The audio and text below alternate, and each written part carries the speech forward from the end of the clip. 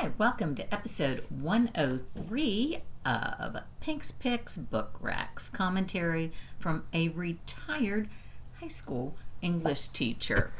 Are you familiar with photographer, journalist Jacob Riis's tour de force, How the Other Half Lives, exposing the underbelly, the filth and poverty in the tenements of the Lower East Side of Manhattan in the late 19th century? The residents' abhorrent living conditions are unfathomable. Equally incomprehensible, to me at least, is the dramatically different life among New York's one-percenters in both Riis's day and now. I did get a taste of the latter, however, in today's titles. Jenny Jackson's debut fiction, Pineapple Street, and veteran novelist Fiona Davis's The Magnolia Palace offer glimpses into the opulent lives of the richest of the rich in the city that never sleeps. Readers, you won't get a wink either once you start these two-page turners.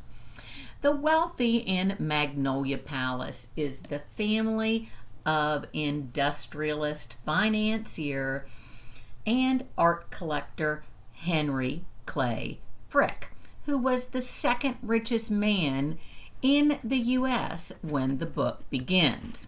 Though the story is set in Frick's Fifth Avenue mansion, he is not the protagonist.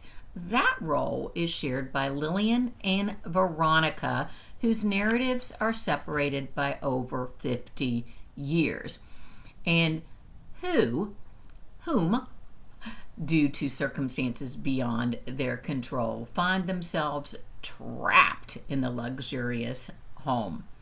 Lillian, the most sought-after artist's model in 1919, is wanted for questioning in the murder of her landlord's wife when she stumbles upon a job at the Frick Mansion, a building that ironically bears her own visage.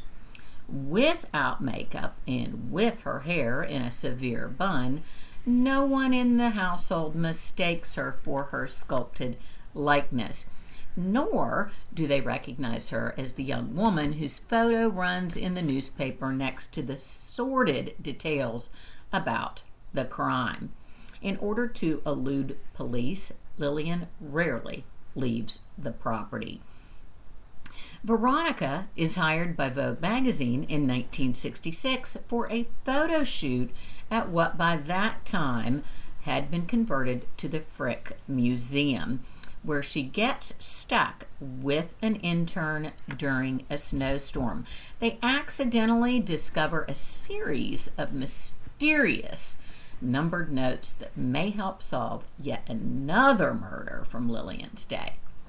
Davis, who likes to layer a fictional story over the scaffolding of historical facts, was inspired by Audrey Munson, the darling of the artist set in New York City in the early 1900s, posing for all of the famous statues mentioned in Magnolia and over 100 more.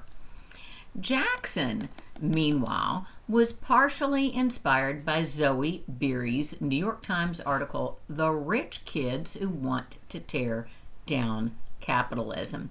Those rich kids in Pineapple, an actual street in Brooklyn, where incidentally Jackson wrote this book and Truman Capote penned In Cold Blood and Breakfast at Tiffany's. But I digress. Those rich kids include Curtis McCoy, as well as Sasha Darley and Georgiana Stockton, whose perspectives are rotated. Billionaire heir apparent Curtis belongs to a growing movement of millennials who have grown up as one-percenters but are unwilling to perpetuate the systems that have put them there. Middle-class Sasha married into the family, so is confused by the often entitled elitist behavior of her in-laws. Darlie and Georgiana grew up privileged, part of a real estate dynasty, so until catastrophe strikes, have no idea how to live any other way or how their insensitive actions appear to and affect others. So, what do I love about these books? Pineapple It Turns is both heartbreaking and hilarious, and Jackson's tone is deliciously fun. Her map-like inclusion of street names and landmarks reminds me of Hemingway's similar details of Paris in The Sun Also Rises. Jackson's cultural and aviation references and allusions are entertaining, as are her use of rhetorical, often existential questions. Structurally, I love Jackson's circular narration, both beginning and ending with Curtis's perspective, which are the only times we hear directly from him.